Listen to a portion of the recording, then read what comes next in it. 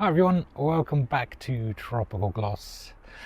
Today's video we're going to have a look around the garden now that we've entered this gloomy period called autumn, and we will have a look at what's really done well this year and what's just kind of hung on in there. So stick around and let's have a look.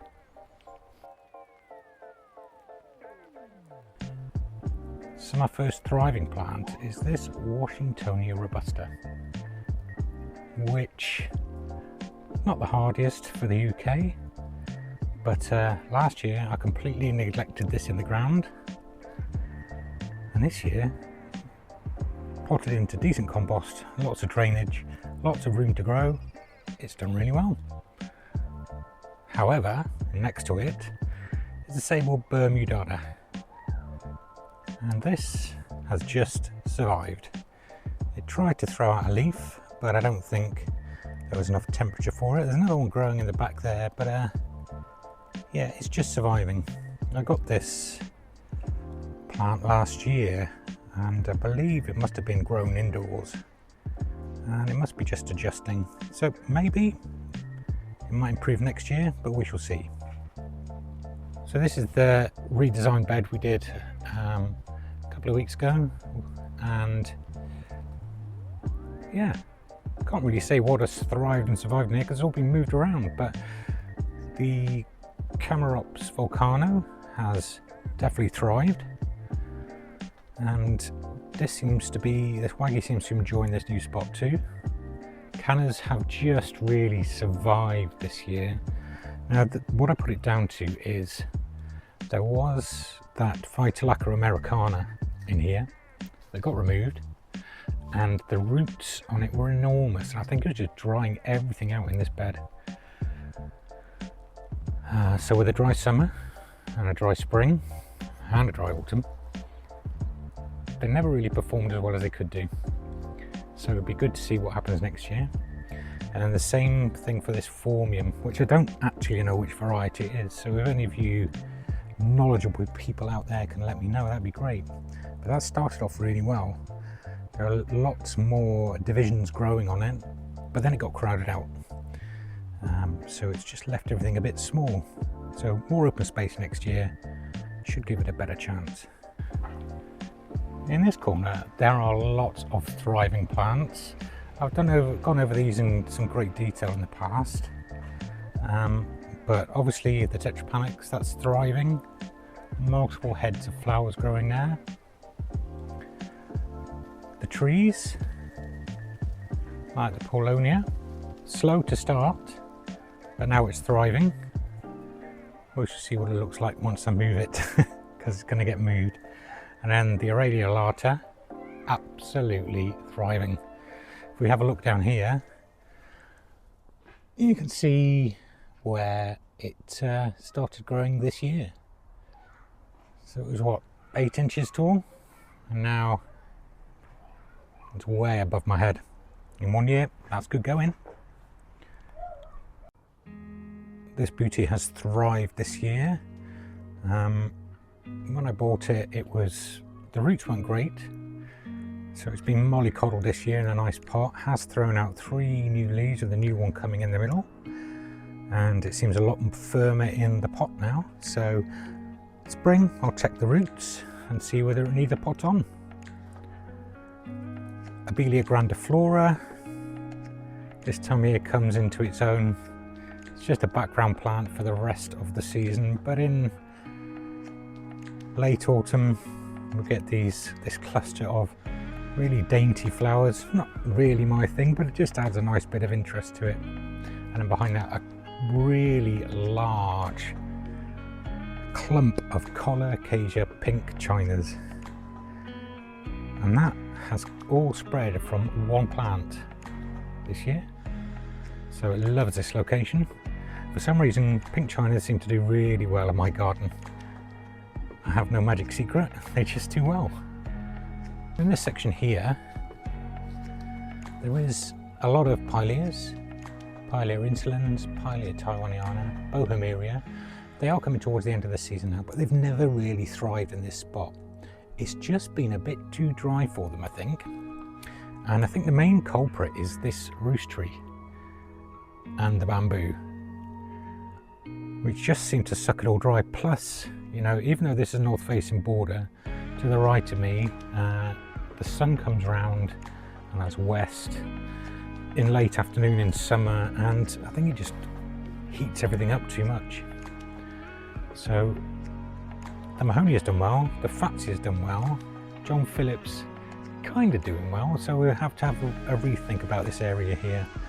I'm going to divide the bamboo. This Trachycarpus done really well this year, despite being completely hidden for most of the year by the Tetrapanax. And there are just so many different ferns in and around in this section here that have done really well,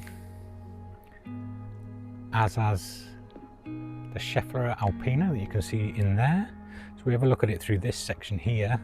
There's a Taiwaniana that got moved from another section of the garden and it seems to be preferring this spot a lot better because we've actually got new growth on it. The alpina just seem to just grow anywhere. They're very, very hardy plants. And there's a couple of baby Dixonias under here, which are also growing really well. Begonia torsa has thrived. Courtlia has thrived in this section. I did have some in the middle bed that didn't do so well. This prefers this section here, so that's thrived there. I would say the room has just kind of survived. It's not its best location, it's been quite leggy, but we've had some great big leaves off it. And the Gunnerer, again, coming towards the end of the season now. It's done better than it has in the previous couple of years, but I'm just hoping with the removal of the Aralia and the Paulownia moved around a bit, should give it a little bit more room to manoeuvre, if you like.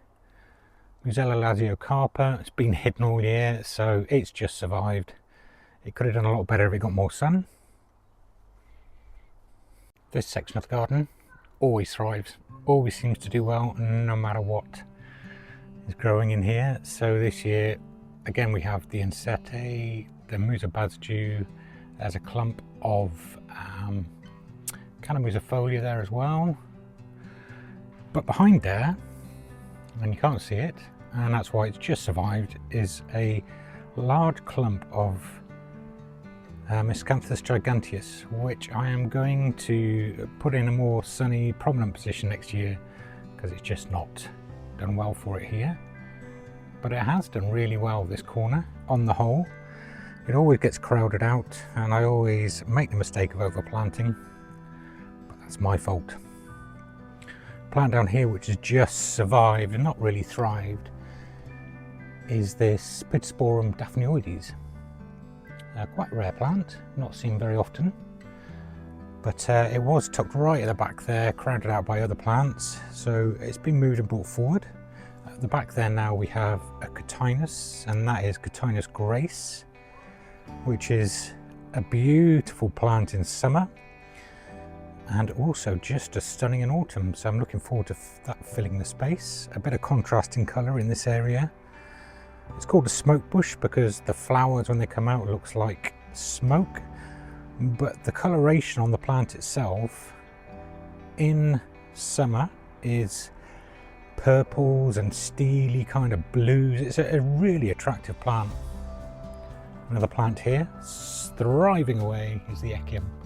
We shall see what happens to it in winter in a short while, but yeah, that's just done tremendously. It's a good 8.5 feet tall now at least. So I've got a huge fleece bag for the worst weather to put over that. Yeah, and pretty much everything else has thrived in this area. Including these Scheffleras, or this one. Strobilanthes mastersii has really thrived.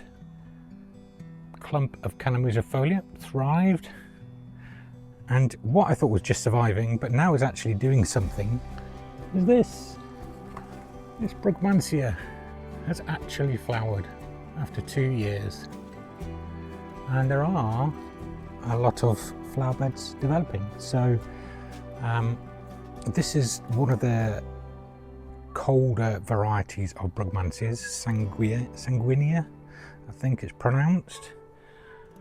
So it's not the big tropical blousy flowers.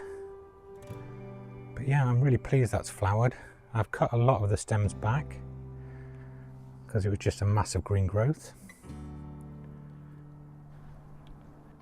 So how have your gardens done this year? Have you had plants which have really done better than you thought they would? Or have you lost plants that you thought would really survive no matter what? Let me know in the comments and I will see you on the next video.